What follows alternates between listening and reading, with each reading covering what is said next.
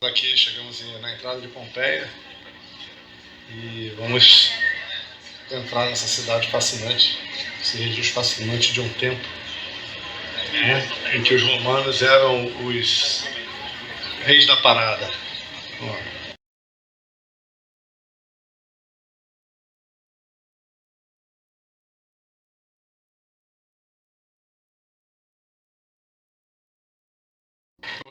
No ano de 79 depois de Cristo, entre 24 e 25 de outubro, aquela montanha entrou em erupção. E podemos ver daqui, ela está a cerca de 9 quilômetros, 10 quilômetros daqui, ou seja, muito difícil de escapar. E foi realmente a tragédia que cobriu a cidade de cinzas a temperaturas de 400, 500 graus. Mas uma coisa interessante de notar é que essa é uma cidade de 12 mil habitantes. Era uma cidade assim. E foram encontrados 1.500, 1.600 corpos. Ou seja, a maioria das pessoas conseguiu escapar.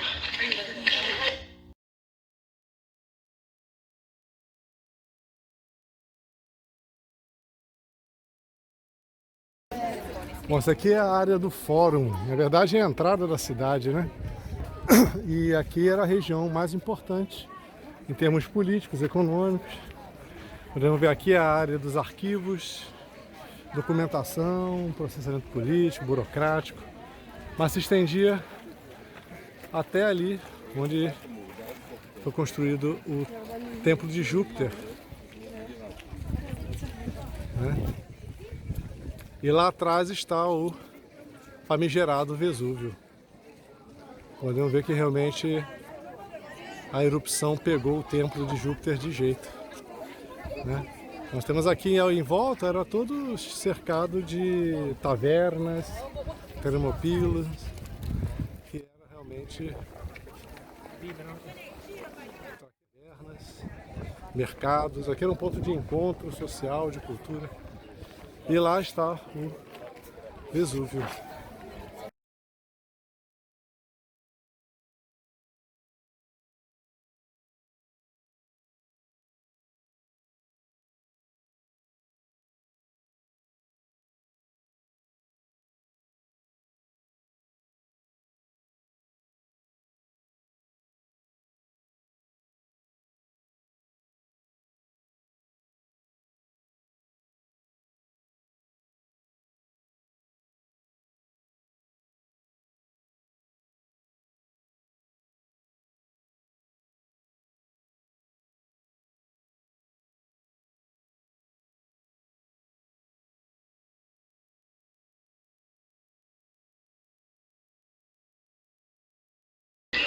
Aqui nós temos então uma série de casas, né? Na região residencial, essa área residencial.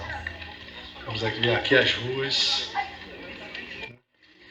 Vemos aqui, por exemplo, a marca das carroças que ao longo do tempo foram marcando as ruas. E são aqueles detalhes que às vezes a gente deixa passar. Temos aqui domus, casa, dominus, dono da casa, domina, dona da casa, doméstico, domicílio. Tudo isso vem do latim domus.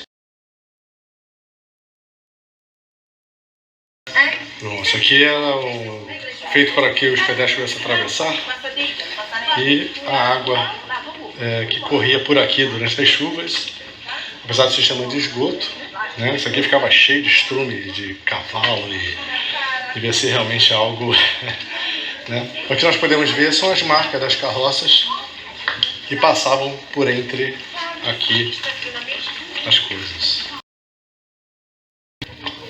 Eles seguiam aqui e as pedras, as rodas da carroça raspavam aqui, ó. Foram desgastando toda essa parte. Podemos ver exatamente aqui a marca onde as rodas passavam para fazer a curva.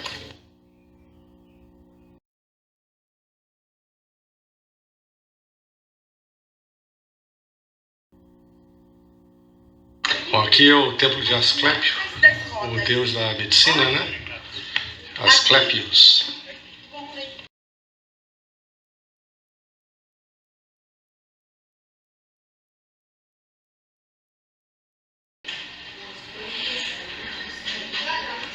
usaram um pequeno altar familiar, onde se cultuavam os deuses da família, os deuses locais, espíritos dos ancestrais.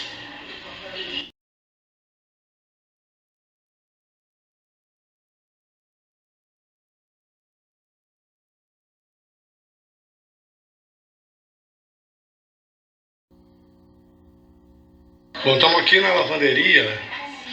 Aqui temos alguns objetos que foram encontrados, né? Uma das coisas interessantes de notar é que para fazer o tratamento da cintura se usava urina. Então o cheiro daqui devia ser algo realmente medonho. Então aqui eles faziam. Rinçavam as roupas e faziam a coloração utilizando tinturas e usando como base a urina humana. Acredite se quiser, coletavam nos banheiros.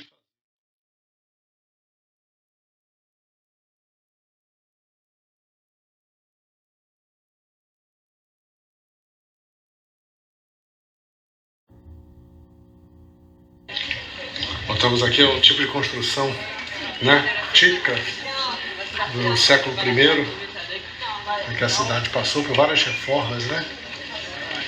E teve um terremoto em 62 depois de Cristo, o outro ápice em 73, uns 10 anos depois, que causou um grande estrago e casas foram reconstruídas. E aqui a gente vê essa técnica mista, né, de alternância de tipo argamassa, de parecer esse concreto romano, que é realmente sólido como uma rocha.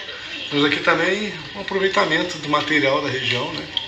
Esse material das cinzas e das pedras do Vesúvio.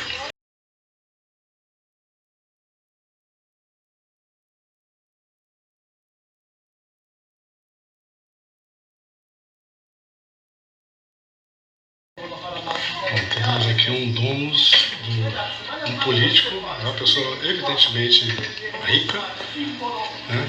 A casa com esse átrio, lá atrás tem aquele espaço maior, que é o peristilo, que é cercado de colunas, e tem uma horta, que era tipo um jardim.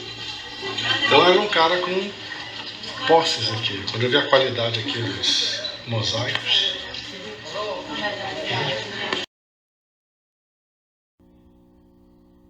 aqui esse é o quarteirão que temos aqui as ínsulas. As ínsulas significa ilha, mas também significa aqui, no caso, esse conjunto de apartamentos. E uma coisa interessante de se notar é que os romanos tinham um padrão de proporções de 1 para 1. Significa que a largura da rua equivale à altura dos prédios. Então, se aqui tem 5, 6 metros, a altura será de 5, 6 metros. Isso era um padrão na construção romana.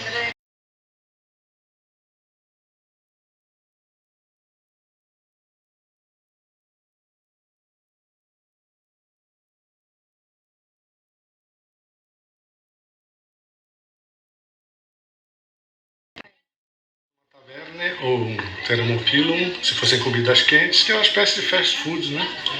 Todo lugar aqui você vê ainda os mármores preservados, os pedaços de mármore.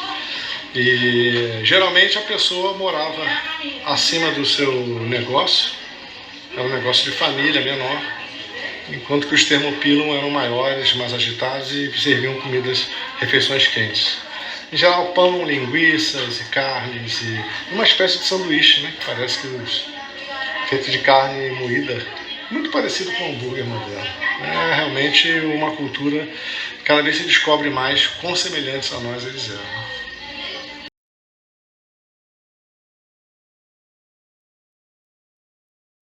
Ó, podemos ver aqui essas falsas colunas, que era realmente uma moda na época. Provavelmente mais presente nos novos ricos, né? Que assim dava a impressão de mais prosperidade, ou criar uma ilusão de uma casa maior, mais rica, mas não são colunas verdadeiras. E havia também frescos com figuras mitológicas ou cenas cotidianas, bucólicas, como aqui, por exemplo, dentro desse... Então, aqui nós vemos as misturas de estilos, olha, por exemplo, a presença da cultura egípcia, que era um sinal de sofisticação.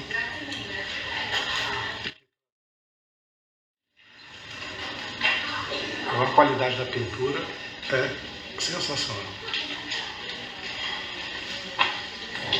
Ao contrário do que se pensa, a perspectiva não foi inventada na Renascença. Os romanos já tinham perspectiva em 3 dimensões. E aqui você vê que a grana rolava nessa casa.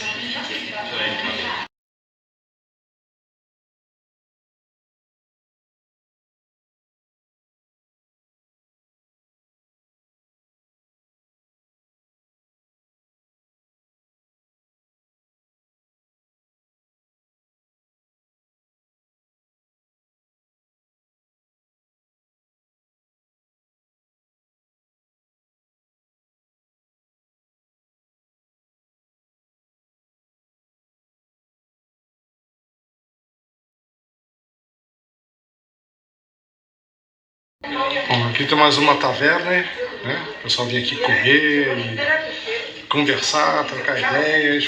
Principalmente uma das diversões era beber e jogar dados e jogatinas e brigas. Então tudo isso fazia parte da vida deles como da nossa.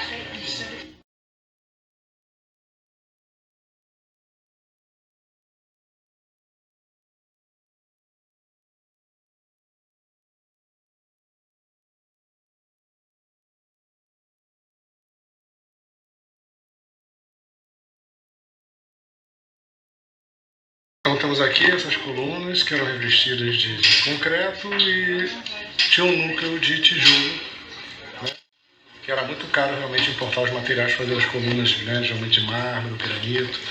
Então era uma forma de criar uma ilusão de riqueza, né, de um estilo particularmente típico do primeiro século depois de Cristo.